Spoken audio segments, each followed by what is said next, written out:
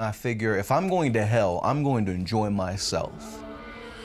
And I'm going to go down that path. It was leading me into occultism. It was leading me into witchcraft. It was leading me into every type of darkness that you could think.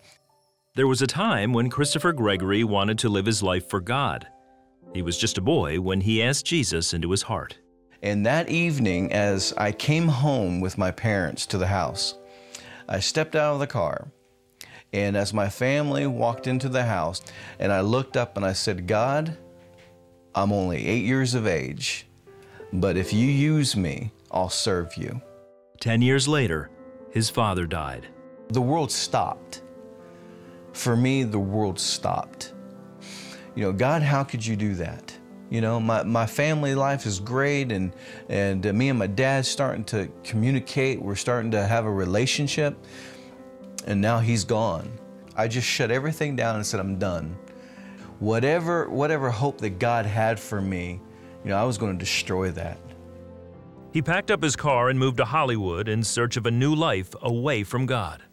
I was full of anger. I was full of hate, and I was beginning to feed off of that. And the more that I left it unchecked, the more that it started taking over my life. That anger, that bitterness. Before long, he worked his way into pornographic movie production. He created a new form of porn movie blending demonic horror and explicit sex. So that I could take that and actually put it into my films to lift me up, and in the process destroy me, and also destroy others who are watching this stuff, who are getting caught into this. He produced content for Larry Flynt and Hustler Video, among others. All the while, Christopher did his best to ignore the voice of God and the calling he once had. I'm fighting what I know in my heart is right, but Satan is saying, don't listen to that. I've got something better. You want women? I'll give you women. If you want money, I'll give you money. But that's just the tip of it. I'll give you fame. I thought that the money and now the notoriety of what I was becoming in the industry would satisfy the void in my life, the hurt and the anger, but it didn't. I can't sleep. I can't hardly eat. I'm dying on the inside. And I'm hearing demonic voices talking about me. I go onto a movie set that I help create. I hire people and they build these, we shoot in a mansion.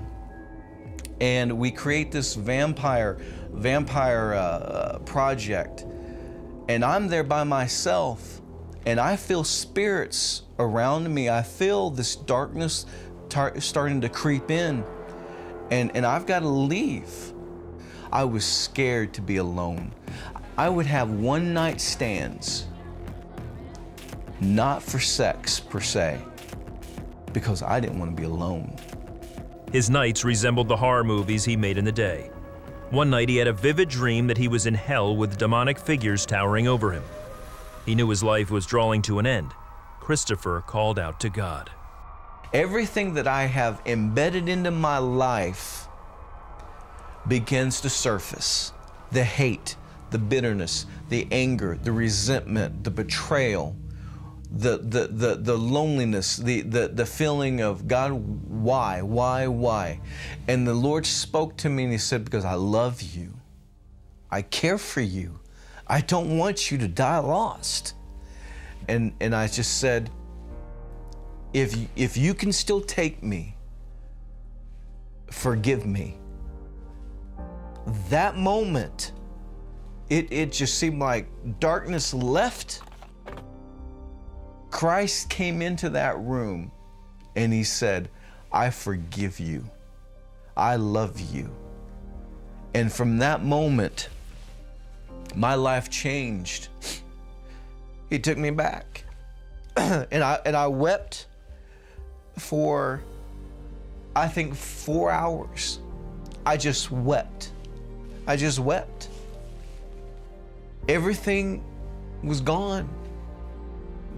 My pain, everything.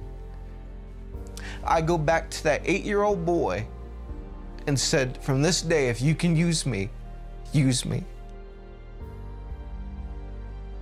The next day, he shut down the projects he was working on and left the business of darkness in the past.